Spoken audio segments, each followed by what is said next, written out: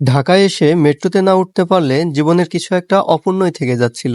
তাই আমি এখন চলে এসেছি কারওয়ান বাজার, এখানে টিকিট কাউন্টার থেকে একটি টিকিট ক্রয় করতে। অবশেষে টিকিট কাউন্টার থেকে একটি টিকিট ক্রয় করে ফেললাম। এখন শুধু অপেক্ষা ট্রেন আসার। তো আমি এখন প্ল্যাটফর্মে দাঁড়িয়ে ট্রেন আসার অপেক্ষা করছি। ইতোমধ্যে একটি ট্রেন চলে এসেছে। এখন অপেক্ষা ট্রেনের ভেতরে প্রবেশ করার। ট্রেন আসাতেই দেখি ট্রেনের ভেতরে প্রচুর মানুষজন। এখন দরজা খুলেছে, এখন অনেক ভিড় ঠেলিয়ে আমি ভেতরের দিকে প্রবেশ করছি। অবশেষে ভিড়ভাট্টা ঠেলিয়ে আমি ভেতর দিকে প্রবেশ করে ফেললাম। দেখি প্রচুর মানুষ আশেপাশে। ট্রেনের ভিতরে একটু শুট করতে যেয়ে দেখি যে এর মধ্যে কপোত-কপোতিরা প্রেমে লিপ্ত। যাই হোক, তারা তাদের কাজ করুক।